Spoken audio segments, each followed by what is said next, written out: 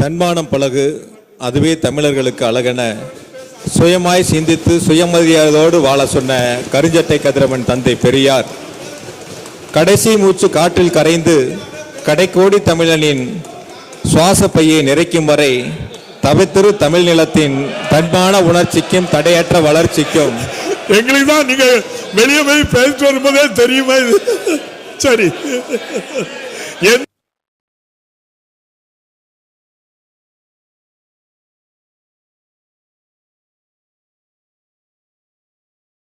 அமைச்சர் பதில் சொல்லுங்க. தமிழ் முன்னேற்றமே தன்னுடைய இலக்கென தன்னையே எண்ணெயாக்கி திக்கிட்டும் ஒளிர்ந்த திராவிட திருவிளக்கு பெரும் நெருப்பு பேரறிஞர் அண்ணா, செந்தமிழ் சூரியர், நற்றமிழ் நாயகர், வளர்ச்சிக்கு தமிழ்நாட்டை வளர்த்தெடுத்த வித்தகர், பச்சை மையை பேனாவில் ஊற்றி பைந்தமிழ் நாட்டை பசுமையாக்கிய ஓவியர், கரகரத்த தமிழ் கொண்டு கன்னி தமிழையும் கணினி தமிழையும் வளர்த்தெடுத்த காவியர், தென் திசையில் பற்றிய திராவிட நெருப்பு நவீன தமிழ்நாட்டை செதுக்கியது இவர் உழைப்பு. தன்னை உரமாக்கி தமிழ் மண்ணை வாழ வைத்த தமிழின தலைவர் டாக்டர் கலைஞர் ஆகிய முப்பெரும் தலைவர்களை வணங்குகிறேன்.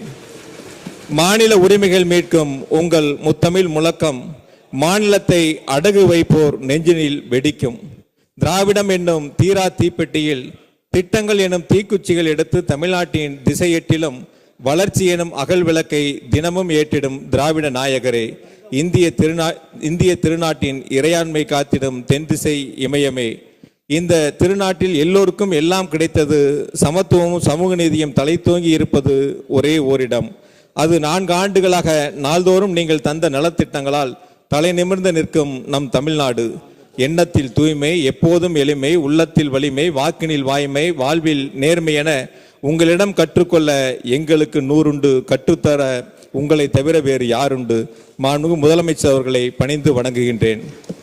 உழைக்கும் கழகத்தினரின் உள்ளத்து துணிவு, பெரும் இளம்படையின் புடைத்திடும் நரம்பு, ஓய்ந்திடாத முரசொலி, சமத்துவ சுடரொளி, சனாதன வேறறுத்து சமத்துவம் வளர்த்திடும் புன்னகை பேரொளி, செந்தமிழ் நாட்டு காவலரின் செயல்மிகு புதல்வர், ஆற்றல்மிகு கூட்டத்தின் அறிவுமிகு தலைவர், இளையோரை கவர்ந்த இரும்பு இளைஞர், இனிக்கும் பேச்சினில் இன்னொரு கலைஞர், நிகழ்ந்த அதிசயம், நிகழும் அற்புதம், நாளைய சரித்திரம், இளந்தலைவர் மாண்புமிகு துணை முதலமைச்சர் அவர்களை வணங்குகின்றேன்.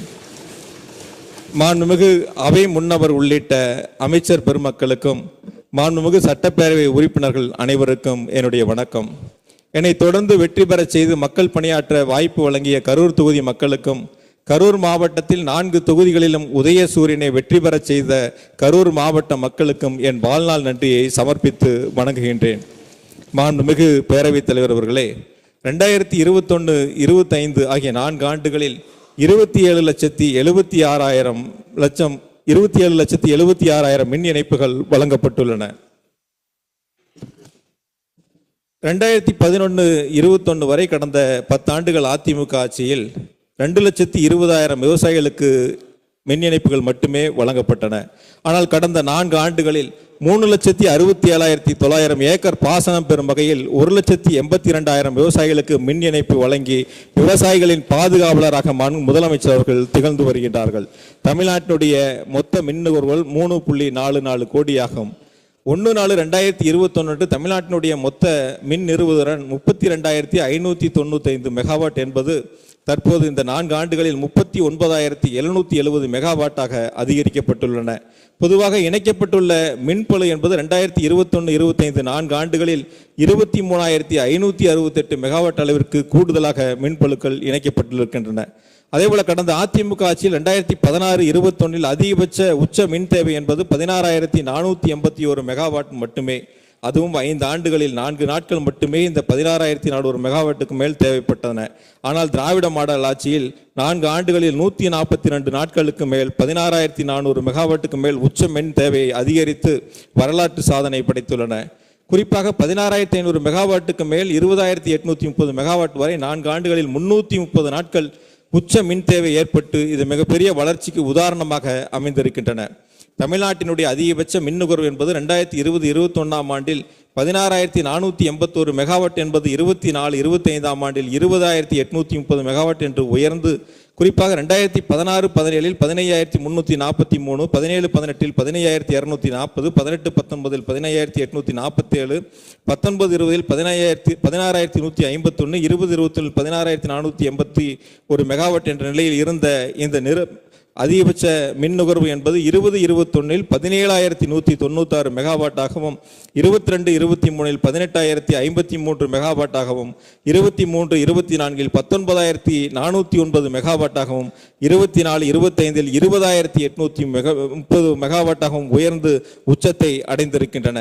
ஒரு நாள் அதிகபட்ச மின் நுகர்வு என்பது 2016-17 345 மில்லியன் யூனிட். அதுவே 2020-21 362 மில்லியன் யூனிட்.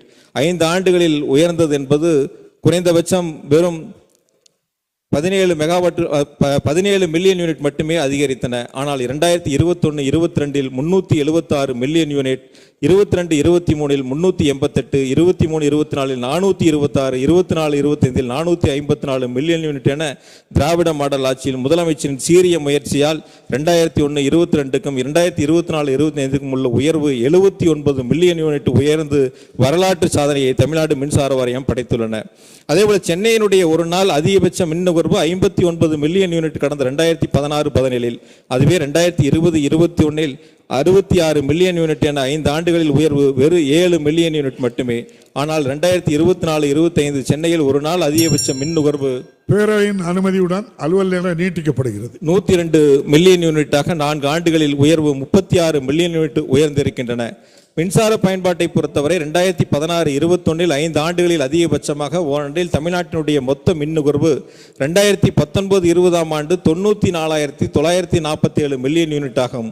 வளர்ச்சி என்பதை இலக்காக கொண்டு செயல்படும் திராவிட முதல்வரினுடைய நல்லாட்சியில் 2021-22 ஆண்டில் 98,674 மில்லியன் யூனிட்டும், 22-23 1,03,546 மில்லியன் யூனிட்டும், 23-24 ஆண்டு 1,11,504 மில்லியன் யூனிட்டும், 24-25 ஆண்டு 1,16,813 மில்லியன் யூனிட் என்ற அளவில் உயர்ந்து தமிழ்நாட்டுடைய மின்சார வாரியத்தில் 4 ஆண்டுகளில் அதிகரித்த மின் தேவை இதுவே அதிகபட்சம் என்ற வரலாற்று சாதனையை உருவாக்கி இருக்கின்றன. குறிப்பாக எல்டி தொழிற்சாலையை பொறுத்தவரை ஓராண்டு சராசரி மின்சார பயன்பாடு 2019-20 7,315 மில்லியன் யூனிட் என்பது 2021-22 7,651 என்பது 2024-25 8,405 மில்லியன் யூனிட்டாக தொடர்ந்து ஆண்டுதோறும் அதிகரித்து வருகின்றன.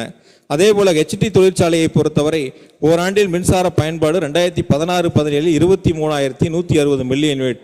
அதுவே 2019-20 26,555 மில்லியன் யூனிட்டாக உயர்ந்த நிலையில் தொழில் வளர்ச்சி, வேலை வாய்ப்பு என்னும் வளர்ச்சி பாதையில் தமிழ்நாட்டை வழிநடத்தும் முதலமைச்சருடைய மக்கள் ஆட்சியில் 2021-22 27,964 million unit, 22-23 30,122 million unit, 23-24 32,435 million unit, 24-25 34,540 million unit என தொடர்ந்து ஆண்டுதோறும் வளர்ச்சியை நோக்கி தமிழ்நாடு மின்சார வாரியம் சென்று கொண்டிருக்கின்றன. அதிகரித்து வரக்கூடிய மின் தேவையை கருத்தில் கொண்டு முதலமைச்சர்கள் மின் உற்பத்தி திட்டங்களை விரைந்து முடிக்க வேண்டும் என்று உத்தரவுகளை வழங்கினார்கள். வடசென்னை அனல் மின் நிலையத்தினுடைய ஸ்டேஜ் 3 800 மெகாவாட் முதலமைச்சர்களால் 7/3/2024 அன்று திறந்து வைக்கப்பட்டு மின் உற்பத்தியை தொடங்கியுள்ளன. இதனால் வரை 1,283 மில்லியன் யூனிட் உற்பத்தி செய்திருக்கின்றன. அதேபோல் உடன்குடி 2x660 மெகாவாட் அனல் மின் நிலையங்களுடைய பணிகளை விரைவாக முடிக்க நடவடிக்கை எடுக்கப்பட்டு 91 விழுக்காடு பணிகள் முடிக்கப்பட்டுள்ளன. அலகு 1 660 மெகாவாட் இந்த ஆண்டு ஜூலை மாதத்திலும், அலகு 2 அக்டோபர் மாதத்திலும் செயல்பாட்டிற்கு கொண்டு வர முதலமைச்சர்கள் உத்தரவுகளை வழங்கியிருக்கின்றார்கள். துறை விரைவாக நடவடிக்கை எடுத்து வருகின்றன. 800 சிறப்பு பொருளாதார மண்டல மிக உயர் அனல் மின் திட்டம் 2x660 மெகாவாட் 62% பணிகள் முடிக்கப்பட்டுள்ளன. இத்திட்டம் 2026 மார்ச் செயல்பாட்டிற்கு கொண்டு வரும் என எதிர்பார்க்கப்படுகின்றன. உப்பூர் மிக உயர் அனல் மின் திட்டம், அதேபோல எண்ணூர் உயர் அனல் மின் நிலைய விரிவாக்க திட்டம் என மொத்தம் 5 திட்டங்கள் மூலம் 5,700 மெகாவாட் அனல் மின் திட்டங்கள் மேற்கொள்ள நடவடிக்கை எடுக்கப்பட்டு 800 மெகாவாட் திட்டம் முடிக்கப்பட்டு திறந்து வைக்கப்பட்டுள்ளன. மீதமுள்ள 4,900 மெகாவாட் அனல் மின் திட்டங்களை விரைவாக முடிக்க முதலமைச்சர்கள் உத்தரவுகளை வழங்கி இருக்கின்றார்கள். தமிழ்நாடு மின் வாரியத்திற்கு சொந்தமான அனல் மின் மூலம் உற்பத்தி செய்யப்பட்ட 15,554 மில்லியன் யூனிட் மின்சாரம் 2021-22 ஆண்டில் 20,391 மில்லியன் யூனிட்டுகளாக அதிகரித்து 31% கூடுதலாக இது உற்பத்தியை அதிகரித்திருக்கின்றன. 22-23 22,689 மில்லியன் யூனிட், 23-24 25,479 மில்லியன் யூனிட்டுகளும் உற்பத்திகள் செய்யப்பட்டிருக்கின்றன. அனல் நிலையங்களுடைய திறனை மேம்படுத்துவதற்காக தூத்துக்குடி அனல் நிலையத்தில் 18.19 கோடி மதிப்பீட்டிலும், வடசென்னை 1 அனல் மின் நிலையத்தில் 557.81 கோடி மதிப்பிலும், வடசென்னை 2 அனல் மின் நிலையத்தில் 126.87 கோடி மதிப்பிலும், மேட்டூர் 1 அனல் மின் நிலையத்தில் 106.51 கோடி மதிப்பிலும், மேட்டூர் 2 அனல் மின் நிலையத்தில் 60.42 கோடி மதிப்பிலும் என மொத்தமாக 869.80 கோடி மதிப்பில் பணிகள் மேற்கொள்ளப்பட்டிருக்கின்றன. சூரிய சக்தியை பயன்படுத்துவதில் தமிழ்நாடு குறிப்பிடத்தக்க முன்னேற்றங்கள் அடைந்திருக்கின்றன. ஒட்டுமொத்தமாக புதுப்பிக்கத்தக்க எரிசக்தி திறனில் இந்தியாவில் 3வது இடத்தில் உள்ளோம். 2021-22 ஆண்டிலிருந்து 5,998 மெகாவாட் சூரிய ஒளி மின் உற்பத்தி நிலையங்கள் தமிழ்நாடு மின் கட்டமைப்பில் இணைக்கப்பட்டுள்ளன. மார்ச் 2025 அன்றுள்ளவாறு 10,510 மெகாவாட் நிறுவுவதனுடன் தமிழ்நாட்டு இந்தியாவில் 4வது இடத்தில் உள்ளன. சூரிய சக்தியின் மூலம் உச்ச உற்பத்தி திறன் 16/2/2025 அதிகபட்சமாக 6,579 மெகாவாட் உற்பத்தி பதிவாகி சாதனை படைத்திருக்கின்றன. சூரிய சக்தி மின் உற்பத்தியினுடைய 16/9/2024 அன்று 48.20 மில்லியன் யூனிட்டுகள் உற்பத்தி சூரிய மின் உற்பத்தி செய்யப்பட்டதில் இதுவே உச்சமாகும். எனவே சூரிய மின் உற்பத்தியினுடைய திட்டங்களில் முதலமைச்சர்கள் தனி கவனம் செலுத்தி அதற்கான பணிகள் முன்னெடுக்கப்பட்டிருக்கின்றன. சூரிய மேற்கூரை அமைப்பதன் மூலமாக சூரிய மின் உற்பத்தி 2020-21 ஆண்டு 24.08 கிலோவாட் நிறுவுதிறன் என்பது 2021-22 54.93 கிலோவாட், 22-23 101.54, 23-24 201.87, 24-25 404.18 கிலோவாட்டாக உயர்ந்து வரலாற்று சாதனையை படைத்திருக்கின்றன. 2021-22 ஆண்டில் கூரைமேல் நிறுவப்பட்ட சூரிய மின் உற்பத்தி திறனுக்காக புதிய மற்றும் புதுப்பிக்கத்தக்க எரிசக்தி அமைச்சகத்தில் இருந்து எம்என்ஆர்இ பெறப்பட்ட ஊக்கத்தொகை 7.9 கோடி ஆகும். காற்றாலை மின் உற்பத்தியில் இந்தியாவில் 2வது இடத்தில் இருக்கின்ற நாம் காற்றாலை மின் உற்பத்தி நிறுவுதிறனில் 9,331 மெகாவாட் என்ற அளவில் இருந்து 30/7/2024 அன்று காற்றாலை மூலம் பெறப்பட்ட மின்சாரம் 5,899 மெகாவாட், 9/7/2024 காற்றாலை மூலம் கிடைக்கப்பட்ட அதிகபட்ச மின் உற்பத்தி 120 மில்லியன் யூனிட். தமிழ்நாட்டு காற்றாலை மின் திட்டங்களுக்கு மறுசீரமைப்பு, புதுப்பித்தல் மற்றும் ஆயுள் நீட்டிப்பு கொள்கை 2024 வெளியிடப்பட்டன. காற்றாலை உற்பத்தியாளர்கள் பழைய காற்றாலைகளை மீண்டும் இயக்க ஊக்குவிப்பதற்காக பேட்டரி சேமிப்பு களத்துடன் கூடிய காற்றாலை சூரிய கலப்பின உற்பத்தி நிறுவுவதற்கான தேர்வுடன் தமிழக அரசால் வெளியிடப்பட்டன. தமிழ்நாட்டில் தனியாருக்கு சொந்தமான பழைய திறனற்ற 27.67 மெகாவாட் காற்றாலைகள் மீண்டும் வலுப்படுத்தப்பட்டுள்ளன. கடல் காற்றாலைகள் கன்னியாகுமரி முதல் நாகப்பட்டினம் வரை காற்று வளம் 35 ஜிகாவாட் உள்ளது. தேசிய காற்று சக்தி நிறுவனம் மதிப்பிட்டுள்ளது. மாநில மின் பரிமாற்ற எஸ்டிவி மூலம் ஒரு யூனிட்டுக்கு 4 ரூபாய் என்ற விகிதத்தில் 2000 மெகாவாட் கடல் காற்று மின்சாரம் வாங்க தமிழ்நாடு மின் பகிர்மான கழகம் ஒப்புதல் வழங்கியிருக்கின்றன. அதேபோல புனல் மின் நிலையங்களை பொறுத்தவரை 47 புனல் மின் நிலையங்களில் 2,323 மெகாவாட் நிறுவுதிறன் மூலம் 2021-25 மார்ச் வரை 20,224 மில்லியன் யூனிட் உற்பத்தி செய்யப்பட்டிருக்கின்றன. மோயார் புனல் மின் நிலையத்தினுடைய உற்பத்தி அலகு 12 மெகாவாட்டிலிருந்து 14 மெகாவாட்டாக உயர்த்தி 11/12/2024 முதல் கூடுதலாக மின் கட்டமைப்புடன் சேர்க்கப்பட்டிருக்கின்றன. தமிழ்நாடு மின் உற்பத்தி மற்றும் பகிர்மான கழகத்தின் புனல் மின் நிலையங்களுடைய மின் உற்பத்தி 2021-25 வரை 4 ஆண்டுகளில் மத்திய மின் ஆணையத்தால் நிர்ணயிக்கப்பட்ட இலக்கு 15,499 மில்லியன் யூனிட். ஆனால் உற்பத்தி என்பது 20,224 மில்லியன் யூனிட் உற்பத்தி செய்து சாதனையை படைத்திருக்கின்றன. கடந்த 10 ஆண்டுகளில் 2022-23 அதிகபட்சமாக மின் உற்பத்தி 6,174 மில்லியன் யூனிட் உற்பத்தி செய்யப்பட்டிருக்கின்றன. கொல்லிமலை புனல் மின் திட்டம் 80% பணிகள் முடிக்கப்பட்டுள்ளன. குந்தா நீரேற்று புனல் மின் திட்டம் 77% முடிக்கப்பட்டன. 2 திட்டங்களும் 2025-26 ஆண்டுகள் முடிக்க திட்டமிடப்பட்டு பயன்பாட்டிற்கு கொண்டு வரப்பட உள்ளன. மிக குறைந்த செலவில் மின் உற்பத்தி என்பது புனல் மின் திட்டங்கள் முக்கிய பங்கு வகிக்கின்றன.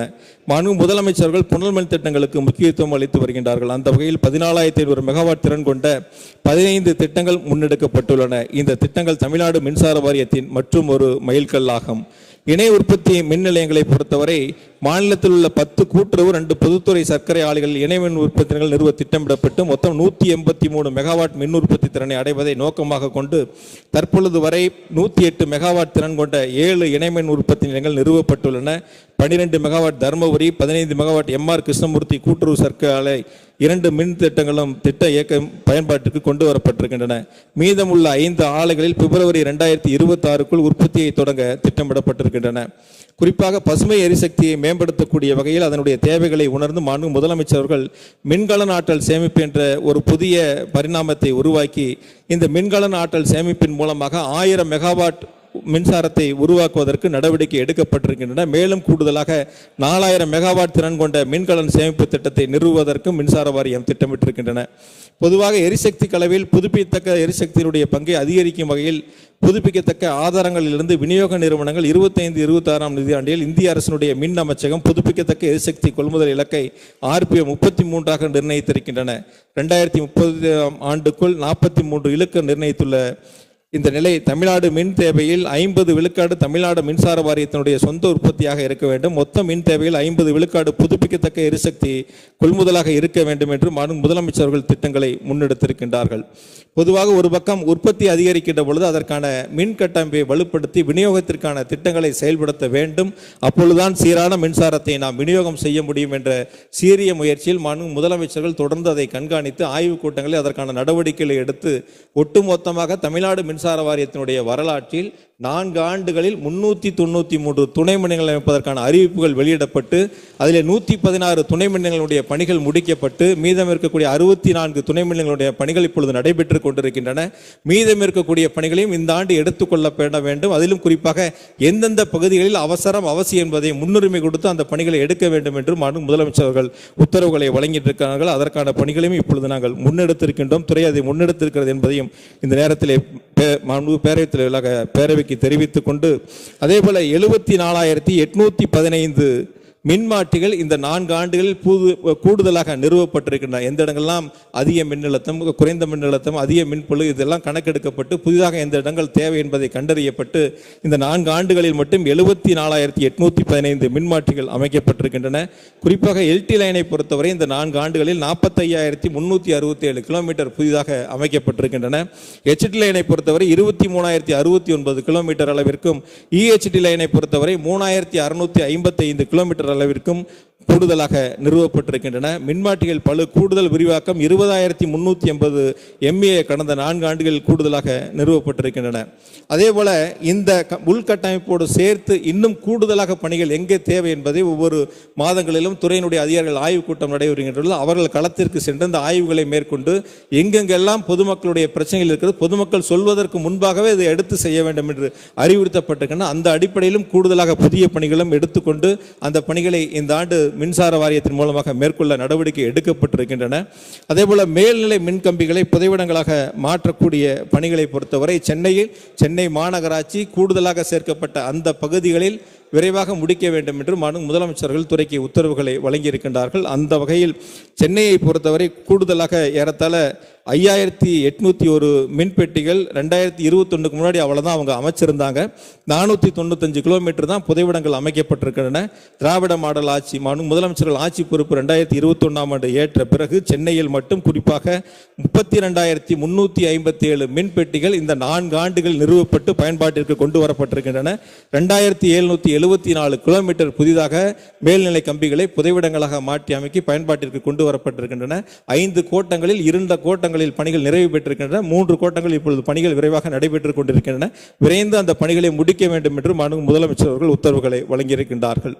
அதேபோல ஒட்டுமொத்தமாக தமிழ்நாடு முழுவதும் மின் நுகர்வோர்கள் மின்சாரத்துறைகளுக்கு ஒரு புகாரை தெரிவிக்க வேண்டும் என்றால் சம்பந்தப்பட்ட அந்த பிரிவு அலுவலகங்கள் அல்லது உயரதிகாரியுடைய எண்ணுக்கு தொடர்பு கொண்டு தங்களுடைய புகார்களை தெரிவிக்கக்கூடிய நிலையை மாற்றி தமிழ்நாடு முழுவதும் இருக்கக்கூடிய ஒட்டுமொத்த மின் நுகர்வோர்களும் ஒரே செல்போன் நம்பரிலே தங்களுடைய புகார்களை பதிவு செய்தால் துறை நடவடிக்கை என்றும் எடுக்கும் என்ற ஒரு மகத்தான திட்டம் மின்னகம் மின் நுகர்வோர் என்ற ஒரு சிறப்பு வாய்ந்த அந்த திட்டத்தை முதலமைச்சருடைய திருக்கரங்களால் 2021ஆம் ஆண்டு தொடங்கி வைத்தார்கள். இந்த 4 ஆண்டுகளில் 33 33,80,807 புகார்கள் மின்னகம் மூலமாக பெறப்பட்டு 33,74,801 புகார்களுக்கு தீர்வு காணப்பட்டு ஏறத்தாழ 99.82% புகார்களுக்கு உடனடியாக தீர்வுகள் காணப்பட்டிருக்கின்றன. இந்த மின்னகத்தை பொறுத்தவரை முதலமைச்சருடைய ஒரு சிறப்பு திட்டமாக பொதுமக்களுக்கும் மின்வாரிய அதிகாரிகளுக்கும் மின்வாரியத்திற்கும் ஒரு இணைப்பு பாலமாக இந்த மின்னகம் அமைந்திருக்கின்றன. தமிழ்நாட்டில் இருக்கக்கூடிய மக்கள் மின்துறை சார்ந்த உங்களுடைய இந்த மீட்டர் சம்பந்தமாக இந்த மின்னகத்தில் புகார் தெரிவிக்கப்பட்டால் கூட உடனடியாக இருக்கக்கூடிய அதிகாரிகள் வந்து அந்த பணியை செய்து கொடுப்பார்கள். குறிப்பாக மின்னகத்தினுடைய தலைமை அலுவலகத்தில் ஒரு ஷிஃப்ட்டுக்கு 65 பேர், மொத்தம் 3 ஷிஃப்ட் அதில் பணியாற்றுறாங்க. இது மட்டும் இல்லாமல் அந்தந்த மாவட்டங்கள் இருக்கக்கூடிய சர்க்கிள் அலுவலகத்திலும் அங்கே பணியாளர்கள் நியமிக்கப்பட்டு இந்த புகார்கள் பெறப்பட்டு பணி முடிந்த பிறகு சம்பந்தப்பட்ட சர்க்கிள் இருக்கக்கூடிய அலுவலர்கள் புகார் அளித்தவரை தொடர்பு கொண்டு இந்த புகார் நிறைவு பெற்றதா, உங்களுக்கு திருப்தியா என்பதை கேட்ட பிறகுதான் இந்த புகார்கள் முழுமை பெறுகிறது, அப்பொழுதுதான் முடித்து வைக்கப்படுகிறது.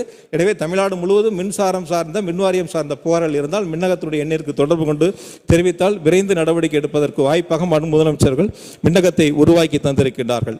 அதேபோல இறந்தவர்களுடைய வாரிசுகளுக்கு பணி நியமனம், உடல்நிலை கருதி தங்களுடைய வேலை வாய்ப்பிலிருந்து வாரிசுகளுக்கான அந்த வேலை வாய்ப்புகள் என்பதை முதலமைச்சர்கள் கடந்த காலங்களைப் போல் இல்லாமல் உடனுக்குடன் வழங்க வேண்டும் என்று உத்தரவுகளை வழங்கியிருக்கின்றார்கள். பொதுவாக இறந்தவங்க 1 வருஷம் 2 வருஷம் காத்திருந்து மனு எடுத்து மின்வாரிய தலைமை அலுவலகத்திற்கு வந்து முதலமைச்சருடைய தனிப்பிரிவு அலுவலகங்களுக்கு சென்று கொடுப்பதையெல்லாம் தவிர்க்க வேண்டும்.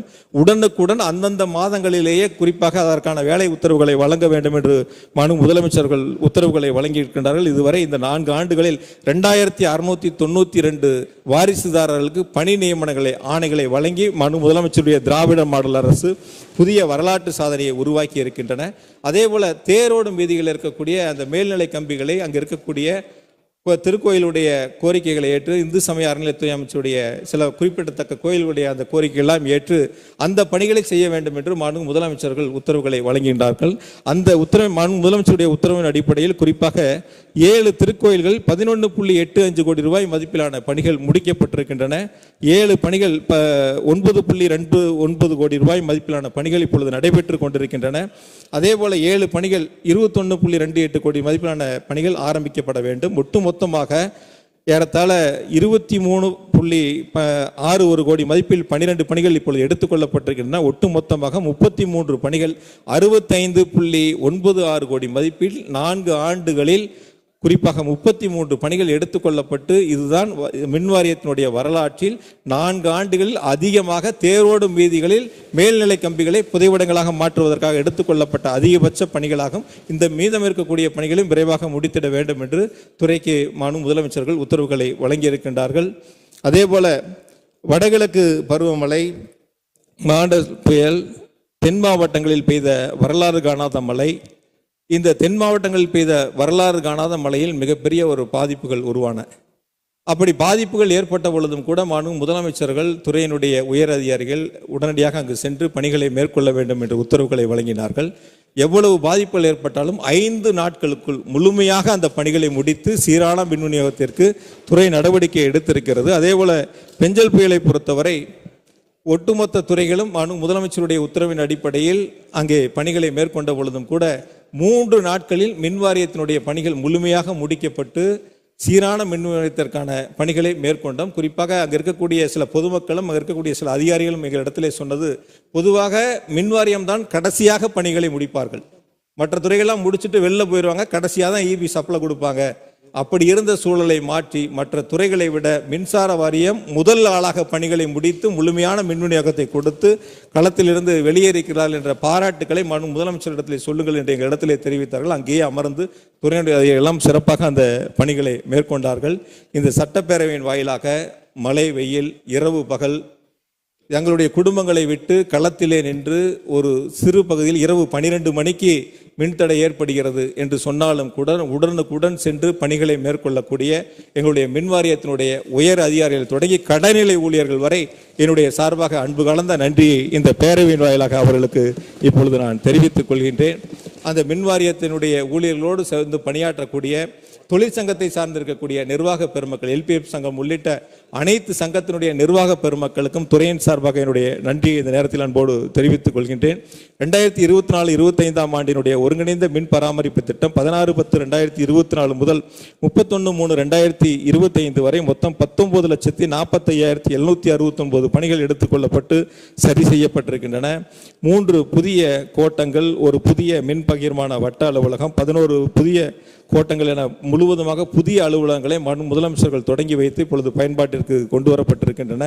அதேபோல அனல்மிலங்களுடைய சாம்பல் விற்பனை வருவாய் என்பது உச்சத்தை அடைந்திருக்கின்றன. ஒரு துறையினுடைய வளர்ச்சி என்பது முதலமைச்சருடைய உன்னிப்பாக கவனித்து எந்தெந்த வகையில் மின்சார வாரியத்தினுடைய செலவுகளை குறைக்க முடியும், எந்தெந்த வகையில் வருவாயை பெருக்க முடியும் என்பதை கவனித்து அதற்கான ஆலோசனைகளை, உத்தரவுகளை வழங்கி தமிழ்நாடு மின்சார வாரியத்தினுடைய உலர் சாம்பல் விற்பனை என்பது கடந்த காலங்களில் குறிப்பாக 2016-17 91 கோடி, 17-18 84 கோடி, 18-19 93 கோடி, 19-20 92 கோடி, 20-21 92 கோடி.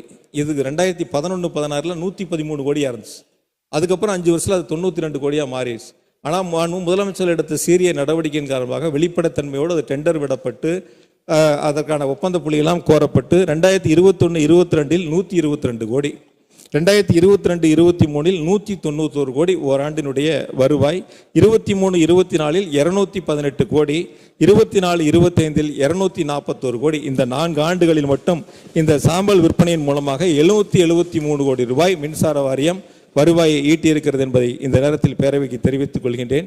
அதே போல மின் விநியோகம், மின்சார கொள்முதல், மின்சாரத்தினுடைய உற்பத்தி, நாம் விநியோகிக்கக்கூடிய மின்சாரத்திற்கான பிரைஸ், அந்த பில்லு, இதெல்லாம் சேர்த்து மின் திருட்டு என்பது ஒரு பக்கம் நடந்து கொண்டிருக்கின்றன. அதை தீவிரமாக கண்காணிக்க வேண்டும், நம்முடைய இழப்புகளை தடுக்க வேண்டும் என்ற சீரிய நோக்கத்தோடு இந்த 4 ஆண்டுகளில் குறிப்பாக 63,394 மின் திருட்டுகள் கண்டுபிடிக்கப்பட்டு ஏறத்தாழ 294 கோடி ரூபாய் அபராதமாக அந்த திருட்டில் ஈடுபட்டவரிடத்திலே மின்சார வாரியம் வசூலித்திருக்கின்றன. இது சீரிய நடவடிக்கையாக மேற்கொள்ளப்பட்டிருக்கின்றன. பொதுவாக மின்சாரத்துறையை பொறுத்தவரை நம்முடைய கொள்முதலுக்கான விலையும் நாம் விநியோகிக்கின்ற விலையும் மாறுபாடு இருக்கின்றன. அதில் இடையில் இருக்கக்கூடிய தேவைகளை நம்முடைய குறிப்பாக ஒட்டு மொத்தமாக 2021 பிறகு தமிழ்நாடு மின்சார வாரியம் என்ற ஒரு அமைப்பு இயங்குகிறது, செயல்படுகிறது என்று சொன்னால் அது திராவிட மாடல் ஆட்சியினுடைய நாயகர் முதலமைச்சருடைய கருணையால் தமிழ்நாடு மின்சார வாரியம் இப்பொழுது செயல்பட்டு கொண்டிருக்கின்றன.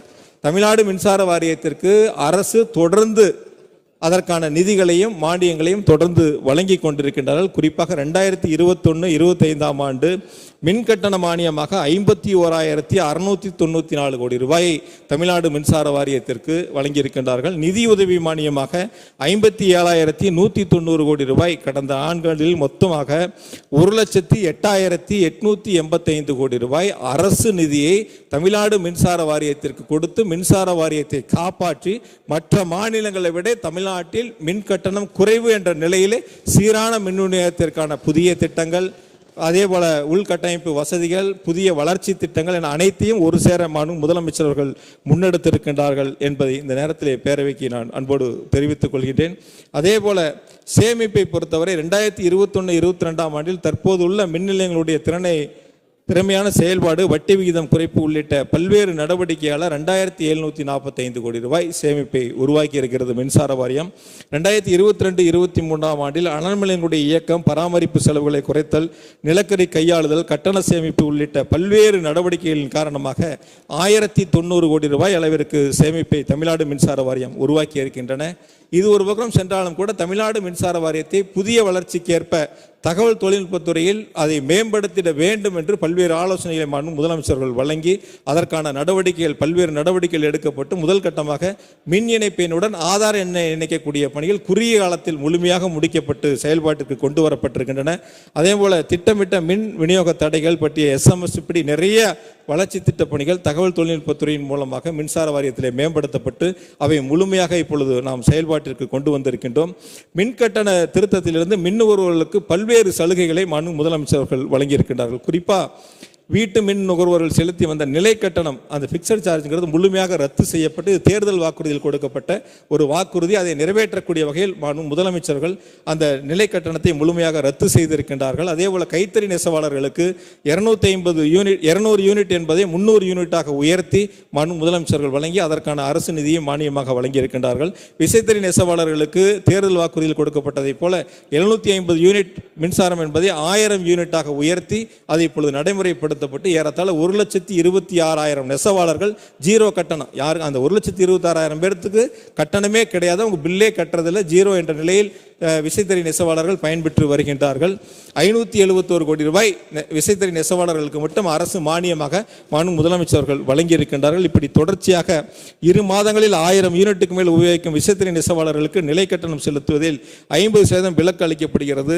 இப்படி தொடர்ச்சியாக பல்வேறு சலுகைகளையும் அதற்கான முன்னெடுப்புகளையும் முதலமைச்சர்கள் வழங்கி இன்று மின்சார வாரியத்தை காப்பாற்றி கொண்டிருக்கின்றார்கள். அதோடு சேர்ந்து இறுதியாக விருதுகள், ஒரு துறை எப்படி செயல்படுகிறது, அதனுடைய செயலாக்கம் எந்த அளவிற்கு இருக்கிறது என்பதை நாம் இறுதியிலே எடை போடுகின்ற பொழுது அந்த துறையினுடைய விருதுகளை நாம் எண்ணி பார்க்க வேண்டும். எல்லோருக்கும் எல்லாம் என்ற உன்னத நோக்கத்தோடு நல்லாட்சி நடத்துகின்ற முதலமைச்சருடைய திராவிட மாடல் ஆட்சியில் தமிழ்நாடு மின் உற்பத்தி மற்றும் பகிர்மான கழகம் 2021ஆம் ஆண்டு முதல் கடந்த 4 ஆண்டுகளில் 2 ஸ்காட்ச் விருதுகள் உட்பட தேசிய அளவிலான 12 விருதுகளை பெற்று வரலாற்று சாதனையை படைத்திருக்கின்றன.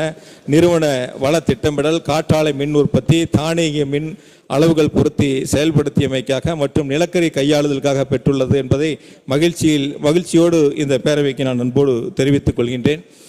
உறுப்பினர்கள் பேசுகின்ற பொழுது கள்ளக்குறிச்சியினுடைய சட்டமன்ற உறுப்பினர் தன்னுடைய தொகுதியிலே அதிகாரிகளை தொடர்பு கொள்வதற்கு சிரமமாக இருக்கிறது என்று சொன்னார்கள். ஒரு கணம் அவர் யோசித்து பார்க்க வேண்டும்.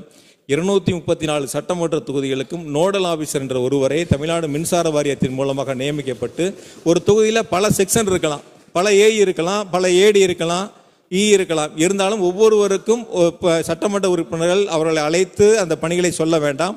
ஒரே ஒரு பாயிண்டாக இருந்து அந்த நோடல் ஆபீசரை நியமித்து அவரிடத்திலே பேசினால் அந்த தொகுதியினுடைய முழு பிரச்சனைகளை தீர்க்க முடியும் என்ற அடிப்படையில் ஒரு சிறப்பு திட்டமாக, சிறப்பு நேர்வாக முதலமைச்சர்கள் 234 தொகுதிகளுக்கும் ஒரு நோடல் ஆபீசரை நியமித்திருக்கின்றார். அவர் அந்த நோடல் ஆபீசரத்தில் அவரும் சந்தித்திருக்கிறார். அந்த சந்தித்த போட்டோவும் இப்பொழுது அச்சடிக்கப்பட்டு மேசையில் சட்டமன்றத்தில் வைக்கப்பட்ட அந்த புத்தகத்தில் அவருடைய புகைப்படமும் இடம்பெற்றிருக்கிறது என்பதை இந்த நேரத்தில் அன்போடு தெரிவித்துக் கொள்கின்றேன். அதே போல மாண்புமிகு பேரவைத் தலைவர்களே, மதுவிலக்கு மற்றும் ஆயத்தீர்வைத்துறையுடைய நிர்வாக கட்டுப்பாட்டில் மதுவிலக்கு மற்றும் ஆயத்தீர்வை ஆணையரகம், அமலாக்க பணியகம், குற்றப்புலனாய்வுத்துறை, தமிழ்நாடு வாணிப கழகம் ஆகியவை செயல்படுகின்றன.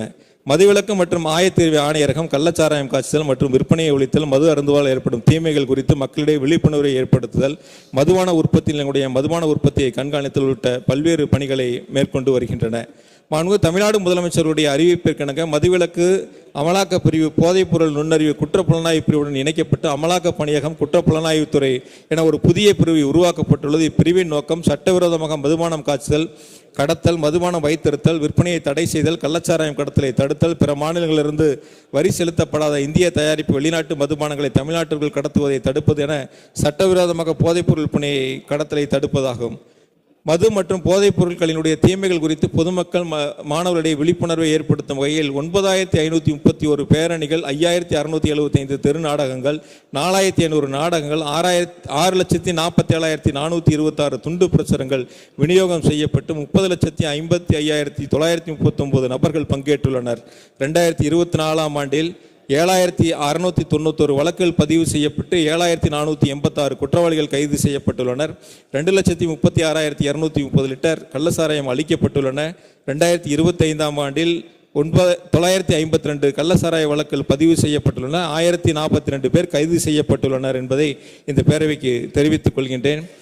தமிழ்நாடு முதலமைச்சருடைய தலைமையில் போதைப் பொருளுக்கு எதிரான நடவடிக்கைகள் பற்றிய முதல் பிரத்யேக மாநாடு நடைபெற்றன. மாநிலம் முழுவதும் மாணவர்களால் பெரு போதைப் பொருள் எதிர்ப்பு உறுதிமொழி ஏற்றுக்கொள்ளப்பட்டன. 2023 மற்றும் 24ஆம் ஆண்டுகளில் 80 லட்சத்திற்கும் மேற்பட்ட மாணவர்கள் தமிழ்நாடு முதலமைச்சருடைய முன்னிலையில் உறுதிமொழி ஏற்றுக்கொண்டனர். தமிழ்நாடு முதலமைச்சருடைய உத்தரவின் பேரில் போதைப் பொருட்கள் இல்லாத தமிழ்நாட்டிற்காக இயக்காக மேலாண்மை அலகு உருவாக்கப்பட்டுள்ளன. கள்ளச்சாராய இறப்புகளை தவிர்க்க தொடர்ச்சியான தீவிர கண்காணிப்பு நடவடிக்கைகள் எடுக்கப்பட்டு வருகின்றன. அனைத்து வார இறுதி நாட்களிலும் முக்கிய பண்டிகை காலங்களிலும் கள்ளச்சாராயம் காய்ச்சி வாய்ப்புள்ள மாவட்டங்களில் தீவிர சோதனைகள் நடத்தப்பட்டு குற்றவாளிகள் கைது செய்யப்பட்டுள்ளனர். சாராய கடத்தல் வழக்கில் ஈடுபடும் குற்றவாளிகளுக்கு ஆயுள் தண்டனை உள்ளிட்ட கடுமையான சட்டங்கள் வளர்வதற்கான சட்ட திருத்தங்கள் செய்யப்பட்டிருக்கின்றன.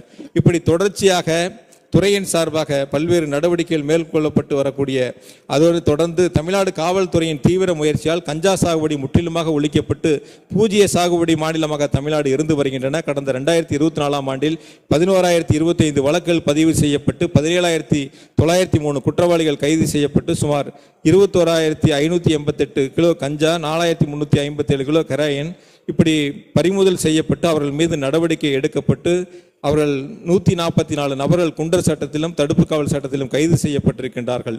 எனவே மாநிலங்களுக்கு இடையிலான போதைப்பொருள் விற்பனை கடத்தலில் ஈடுபட்டு வந்த தனிநபர்கள் மற்றும் குழுக்களின் மீது நடவடிக்கை எடுக்கப்பட்டுள்ளன. முறையான மருத்துவ சீட்டு இல்லாமல் சிறார்களுக்கு மற்றவர்களுக்கு மருந்து சீட்டு மருந்துகளை சட்டவிரோதமாக விற்பனை செய்வதை கட்டுப்படுத்திட கூட்டு சோதனைகள் மூலம் நடவடிக்கை மேற்கொள்ளப்பட்டு தொடர்ச்சியாக பள்ளிகள் மற்றும் கல்லூரிகள் அருகே கஞ்சா விற்பனையை முற்றிலுமாக ஒழிக்க சிறப்பு அதிரடி சோதனைகள் மேற்கொள்ளப்பட்டு வருகின்றன. பள்ளி கல்லூரிகள் இளைஞர்கள் குறிப்பாக மாணவர்களுடைய போதைப்பொருள் பயன்படுத்துவதற்கான விழிப்புணர்வு பிரச்சாரங்கள் மேற்கொள்ளப்பட்டும் வருகின்றன. தமிழ்நாடு வாணிப கழகம் மேற்பார்வையாளர்கள், விற்பனையாளர்கள், உதவி விற்பனையாளர்கள் என மொத்தம் 23,629 பணியாளர்கள் பணியாற்றி வருகின்றார்கள். முதலமைச்சருடைய உத்தரவின் அடிப்படையில் 500 சில்லறை விற்பனை கடைகள் மூடப்பட்டு கடைகள் எண்ணிக்கை குறைக்கப்பட்டிருக்கின்றன. தமிழ்நாடு வாணிப கழகத்தினுடைய அனைத்து செயல்பாடுகளும் முழுமையாக கணினிமயமாக்கும் ஒரு புதுமை திட்டம் 28 மாவட்டங்களில் நடைமுறைப்படுத்தப்பட்டுள்ளன. இது குறிப்பாக உற்பத்தி செய்யக்கூடிய இடங்கள் தொடங்கி கடைசியாக இறுதியாக விநியோகம் செய்யக்கூடிய பணிகள் வரை முழுமையாக எண்ட் டு எண்ட் இதை கண்காணிக்கக்கூடிய ஒரு முயற்சியாக இந்த ஒரு புதுமை திட்டத்தை தமிழ்நாடு வாணிப கழகம் முன்னெடுத்து இருக்கின்றன. இது முழுமையாக துறையினுடைய கட்டுப்பாட்டில் அலுவலகத்திலிருந்தே கண்காணிக்கக்கூடிய அளவிற்கு இந்த திட்டத்தை முன்னெடுத்து 28 மாவட்டங்களில் இப்பொழுது முழுமையாக அவை செயல்படுத்தப்பட்டு வருகின்றன. எனவே தமிழ்நாடு வாணிப கழகம் நம்முடைய நடவடிக்கையின் காரணமாக குறிப்பாக இன்று இந்த சட்டமன்றத்தில் பேசுவதற்கு வாய்ப்புகளை கேட்டு வெளியிலே சென்று சில கருத்துக்களை எதிர்க்கட்சி தலைவர் அவர்கள் முன்வைத்திருக்கின்றார்கள். சில கருத்துக்களை அவர்கள் முன்வைக்கின்ற பொழுது கடந்த காலங்களில் அவர்கள் ஆட்சியில் நடந்ததை மறந்துவிட்டு ஏதோ இப்பொழுது நடப்பதை போல ஒரு தோற்றத்தை உருவாக்குவதற்காக பத்திரிகைகளை சென்று வெளியிலே சென்று பேட்டி கொடுத்தா அது முழுவா லைவ்ல போகும், மக்கள்லாம் பார்ப்பாங்க, இங்கே பேசினா முழுசாக கொண்டு சேர்க்க முடியாது என்ற முயற்சியை அவர்கள் முன்னெடுத்திருக்கின்றால் நிச்சயமாக இந்த முயற்சி அவர்களுக்கு தோல்வியை தரும். அவர்கள் எடுத்திருக்கிற ஒரு முயற்சி என்பது ஒருபோதும் மக்கள் அவருடைய முயற்சிகளை ஏற்றுக்கொள்ள மாட்டார்கள். தமிழ்நாடு முதலமைச்சர் மாண்பு தளபதி அவருடைய இலக்கு தமிழ்நாட்டில் ஒட்டுமொத்தமாக எந்த விதமான போதைப்பொருள் நடமாட்டமும் இல்லாத ஒரு தமிழகத்தை உருவாக்க வேண்டும் என்பதுதான் மாண்பு முதலமைச்சருடைய இலக்கு. அதே போல மது இல்லாத ஒரு மாநிலமாக தமிழ்நாட்டை உருவாக்க வேண்டும் என்பதுதான் மாண்பு முதலமைச்சருடைய இலக்கு. இங்கு பேசிய நத்தம் விஸ்வநாதன் 2011ஆம் ஆண்டு இதே மானிய கோரிக்கையிலே உரையாற்றியிருக்கின்றார். நான் 2 தினங்களுக்கு முன்பாக அந்த உரையை எடுத்து முழுவதுமாக வாசித்து பார்த்தேன்.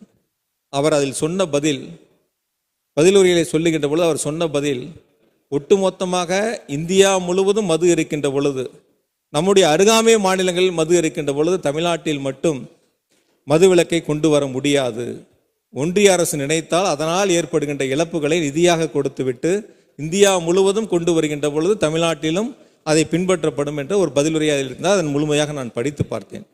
ஒரு அரசு எந்த அளவிற்கு அக்கறை கொண்டு, ஒரு முதலமைச்சர் மக்கள் மீது எந்த அளவிற்கு அக்கறை கொண்டு இதில் சிறப்பு கவனம் செலுத்துகிறார்கள் என்று சொன்னால், தமிழ்நாட்டில் இருக்கக்கூடிய பள்ளிகள், கல்லூரிகள், கோயில்கள், இப்படி பல்வேறு இடங்களில் இருக்கக்கூடிய கடைகளை உடனடியாக மூட வேண்டும் என்று உத்தரவிட்டு ஏறத்தாழ 103 கடைகள் தமிழ்நாட்டில் மூடப்பட்டிருக்கின்றன.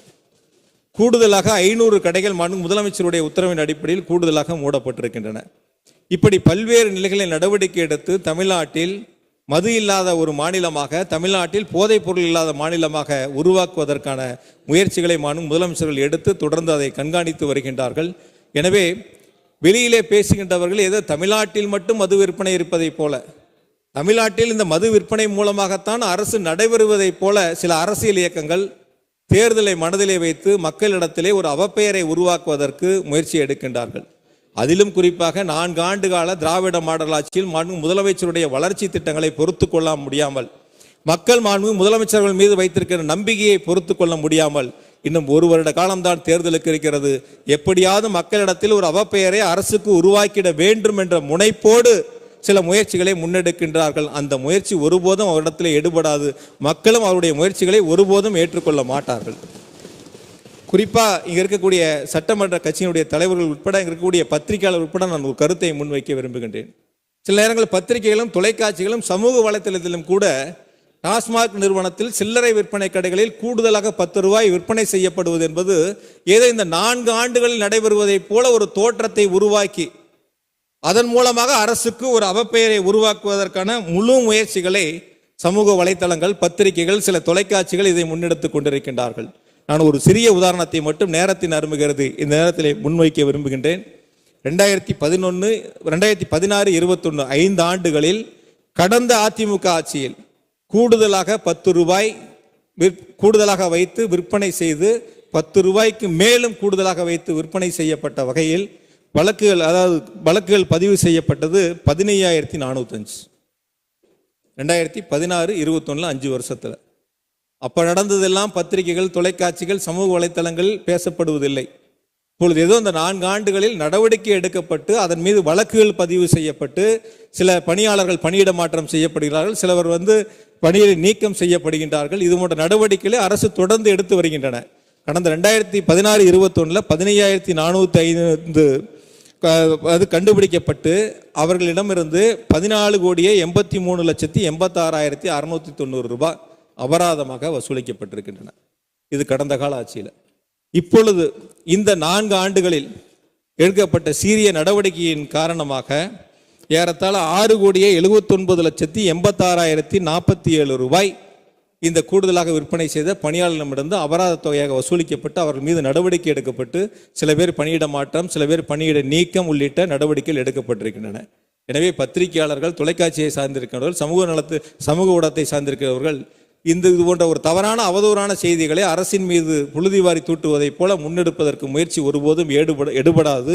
குறிப்பாக தமிழ்நாடு வாணிப கழகத்தை பொறுத்தவரை திறந்த மனதுடன், வெளிப்படை தன்மையுடன் எந்த பணிகளாக இருந்தாலும் சரி, பார் டெண்டராக இருந்தாலும் சரி, டிரான்ஸ்போர்ட் டெண்டராக இருந்தாலும் சரி, எந்த பணிகளாக இருந்தாலும் சரி, வெளிப்படை தன்மையோடு திறந்த மனதோடு ஆன்லைன் டெண்டர் யார் வேணாலும் அதில் கலந்துக்கலாம், யார் வேணாலும் டெண்டர் போடலாம். திறந்த மனதோடு அந்த நிர்வாகம் செயல்பட்டு கொண்டிருக்கின்றன. அந்த வகையில் ஒட்டுமொத்தமாக இந்தியா முழுவதும் மதுவிலக்கு என்ற நிலை வருகின்ற பொழுது தமிழ்நாட்டில் நிச்சயம் நம்முடைய திராவிட மாடல் ஆட்சியினுடைய நாயகர் முதலமைச்சர்கள் தமிழ்நாட்டிலும் அதை நடைமுறைப்படுத்துவார்கள். அது அரசு உறுதியாக இருக்கிறது என்பதை இந்த நேரத்தில் மாண்புமிகு பேரவைத் தலைவர்களாக பேரவைக்கு அன்போடு தெரிவித்துக் கொண்டு, இந்த கருத்தை வெளியில் போய் எதிர்க்கட்சி தலைவர் பேசியிருக்கார். இது போல கருத்துக்கள் 10 ரூபா கூடுதலாக விற்கிறாங்க, அதனால இப்படிலாம் நடந்திருக்கு, இப்படிலாம் நடந்திருக்கு அப்படிங்கிற மாதிரி ஒரு அவதூறான கருத்துக்களை, ஒரு உண்மைக்கு புறமான கருத்துக்களை வெளியில் சென்று பேசுவதை அவர்கள் வாடிக்கையாக வைத்திருக்கின்றார்கள். எதிர்க்கட்சி தலைவர் இந்த செய்தியை பார்த்து கொண்டு அவர்கள் 5 ஆண்டு கால ஆட்சியில் எத்தனை வழக்குகள் பதிவு செய்யப்பட்டன, எவ்வளவு அபராதங்கள் வசூலிக்கப்பட்டது என்பதையும் அவர்கள் தெரிந்து கொண்டு அந்த கருத்துக்களை முன்வைக்க வேண்டும் என்று இந்த நேரத்திலே நான் பேரவை அன்போடு கேட்டுக்கொள்கின்றேன். தமிழ்நாடு மின்சார வாரியமாக இருந்தாலும் சரி, மின்சார வாரியத்தினுடைய உற்பத்தி ஒரு பக்கம் அதிகரிக்க வேண்டும், உற்பத்திக்கான விநியோகத்திற்கான கட்டமைப்பை ஒரு பக்கம் விரிவாக்கம் செய்ய வேண்டும், நம்முடைய சொந்த உற்பத்தி அதிகரிக்கப்பட வேண்டும், வெளியிலே கொள்முதல் செய்வது குறைக்கப்பட வேண்டும். முதலமைச்சருடைய தெளிவான இலக்கு என்பது நம்முடைய தேவையில் 50 விழுக்காடு நம்முடைய சொந்த உற்பத்தியாக இருக்க வேண்டும். 50% நம்ம சொந்தமாக உற்பத்தி செய்யணும்.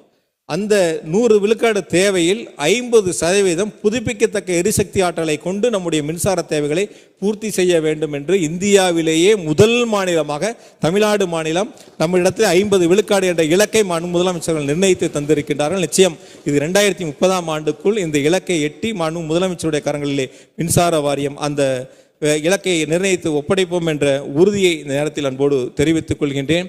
எனவே உறுப்பினர் அவர்கள் எரிசக்தி துறையில் 150 வெட்டு தீர்மானங்களையும், உள்துறை மதுவிலக்கு மற்றும் ஆயத்தெரிவுத்துறையில் 109 வெட்டு தீர்மானங்களையும் வழங்கியிருக்கின்றார்கள். இந்த வெட்டு தீர்மானங்களை திரும்ப பெற்றுக்கொண்டு மானிய கோரிக்கையை நிறைவேற்றி தர வேண்டும் என்று அன்போடு கேட்டுக்கொள்கின்றேன். வெட்டு தீர்மானம் கொடுக்கப்பட்டிருக்கின்ற பல்வேறு கருத்துக்களுக்கு என்னுடைய உரையிலே பதில் இருந்திருக்கும், சில அறிவிப்புகளிலே பதில் இருக்கும் என்று நம்புகின்றேன். இந்த வெட்டு தீர்மானங்களோடு சேர்த்து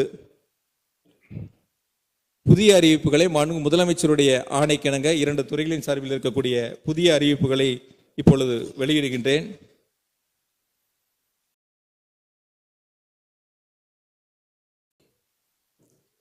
எரிசக்தி துறை புதிய விவசாய மின் இணைப்புகள் வழங்குதல். தமிழ்நாடு மின் பகிர்மான கழகத்தால் இந்த ஆண்டில் 50,000 புதிய விவசாய மின் இணைப்புகள் வழங்கப்படும். 1.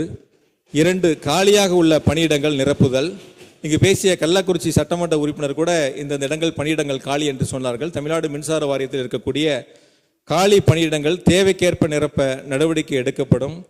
புதிய அனல் மின் நிலையங்களுக்காக நிறுவுதல். தூத்துக்குடி மாவட்டத்தில் புதிதாக 600 மெகாவாட் அனல் மின் நிலையம் அமைக்க நடவடிக்கை எடுக்கப்படும்.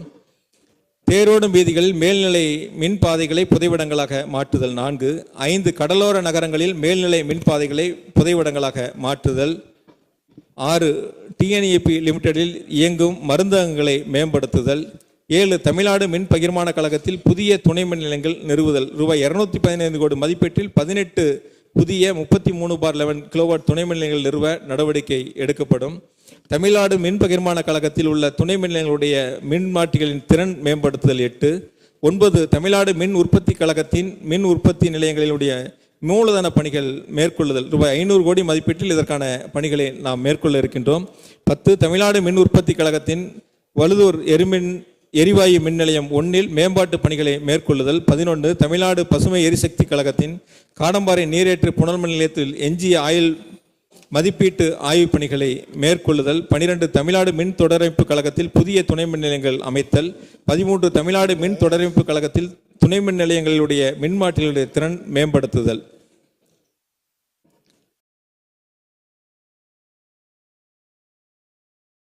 மதுவிலக்கு மற்றும் ஆயத்தீர்வு. போதைப் பொருட்கள் பயன்படுத்துபவர்களை கண்டறிந்து விரைவான சட்ட நடவடிக்கைகளை மேற்கொள்வதற்கு அமலாக்க பணியகம் குற்றப்புலனாய்வுத்துறையின் பயன்பாட்டிற்காக 50 கையடக்க வாய்வழி திரவ மருந்து சாதனங்கள் வழங்குதல். 2. போதைப் பொருட்கள் உற்பத்தி மற்றும் சட்டவிரோத கடத்தலை ஒழிப்பதில் சிறப்பாக பணியாற்றிய காவல்துறை அதிகாரிகள் மற்றும் ஆளுநர்களுக்கு வழங்கப்படும் தமிழ்நாடு முதலமைச்சர் காவல்துறை பதக்கங்களின் எண்ணிக்கையை உயர்த்துதல்.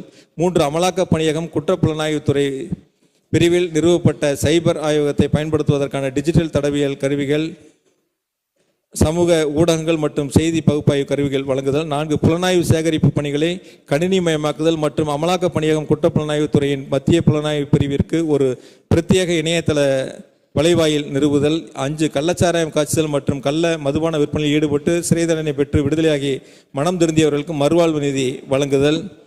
6. கள்ளச்சாராயம், போலி மதுபானங்கள் மற்றும் போதைப் பொருட்களுக்கு எதிராக தீவிரமான விழிப்புணர்வு பிரச்சாரங்கள் நடத்துதல். 7. தமிழ்நாடு வாணிப கழக மதுபான சில்லறை விற்பனை கடை பணியாளர்களுக்கு ஊதிய உயர்வு வழங்குதல். தமிழ்நாடு மாநில வாணிப கழகத்தில் 6567 மேற்பார்வையாளர்கள், 14636 விற்பனையாளர்கள் மற்றும் 2426 உதவி விற்பனையாளர்கள் ஆக மொத்தம் 23629 மதுபான சில்லறை விற்பனை கடை பணியாளர்கள் தொகுப்பூதிய முறையில் பணியாற்றி வருகிறார்கள். தற்போது வழங்கப்பட்ட ஒரு தொகுப்பூதிய மேற்பார்வையாளருக்கு ரூபாய் 2000, விற்பனையாளருக்கு ரூபாய் 2000 மற்றும் உதவி விற்பனையாளருக்கு ரூபாய் 2000 1/4/2025 முதல் மாதந்தோறும் உயர்த்தி வழங்கப்படும். இதற்காக ஆண்டொன்றிற்கு ரூபாய் 64.08 கோடி ரூபாய் கூடுதலாக செலவகம். தமிழ்நாடு வாணிப கழகத்தில் பணியாற்றக்கூடிய அந்த தொழிலாளர்களுக்கு ஓராண்டில் உயர்த்தப்பட்ட உயர்வு என்பது இதுவே அதிகபட்ச உயர்வாக மாண்பு முதலமைச்சர் அவர்கள் உயர்த்தி வழங்குவதற்காக அனுமதிகளை தந்திருக்கின்றார்கள். தமிழ்நாடு மின்சார வாரியம், எரிசக்தி துறை மற்றும் உள்துறை மதுவிலக்கு சார்ந்த இந்த 2 மானிய கோரிக்கைகளை சிறப்பாக நிறைவேற்றுவதற்கு உறுதுணையாக இருக்கக்கூடிய அரசு கூடுதல் தலைமைச் செயலாளர், தலைவர் மற்றும் மேலாண்மை இயக்குனர், தமிழ்நாடு மின் பகிர்மான கழகம் மருத்துவர் ராதாகிருஷ்ணன் ஐஏஎஸ் அவர்களுக்கும், மேலாண்மை இயக்குனர் டாக்டர் அனீஸ் சேகர் அவர்களுக்கும், இணை மேலாண்மை இயக்குனர் மகாராஜன் அவர்களுக்கும், மேலாண்மை இயக்குனர் வர்கீஸ் அவர்களுக்கும், தமிழ்நாடு வாணிப கழகத்தில் அரசு கூடுதல் தலைமைச் செயலாளர் உள்துறை மதுவிலக்கு மற்றும் ஆயத்தீர்வுத்துறை தீரஜ்குமார் ஐஏஎஸ் அவர்களுக்கும், அரசு இணைச் செயலாளர் ஆனிமேரி சுவர்ணா அவர்களுக்கும், ஆணையர் எஸ்பி கார்த்தியா அவர்களுக்கும், மேலாண்மை இயக்குனர் விசாகன் ஐஏஎஸ் அவர்களுக்கும் என்னுடைய நன்றியை இந்த நேரத்தில் அன்போடு தெரிவித்துக் கொள்கின்றேன். இந்த மானிய கோரிக்கையில் தொடர்ந்து 4 ஆண்டுகள் பணியாற்றக்கூடிய வாய்ப்பை தந்த தமிழ்நாட்டினுடைய முதலமைச்சர், என் வாழ்நாளெல்லாம் போட்டி வழங்கக்கூடிய போட்டுதலுக்குரிய எங்களுடைய குடும்ப தலைவர், பேரன்பிற்கும் பெருமதிப்பிற்கும் நான் நித்தம் வழங்கக்கூடிய முதலமைச்சருடைய மலர் பாதங்களில் என்னுடைய நன்றி மலர்களை பணிவன்போடு சமர்ப்பித்து, எனக்கு பல்வேறு வகையிலும் ஆக்கத்தையும் ஊக்கத்தையும் தருகின்ற மாண்பு துணை முதலமைச்சர் அவர்களுக்கு இந்த நேரத்தில் என்னுடைய நன்றியை பணிவன்போடு சமர்ப்பித்துக் கொண்டு, ஒட்டுமொத்தமாக மாண்பு உறுப்பினர் அனைவரும் இந்த வெட்டு தீர்மானங்களை திரும்ப பெற்று மானிய கோரிக்கையை நிறைவேற்றி தருமாறு கேட்டுக்கொள்கிறேன். நன்றி, வணக்கம். விவாதம் முடிவுற்றது. இப்போது வாக்கெடுப்பு. மானிய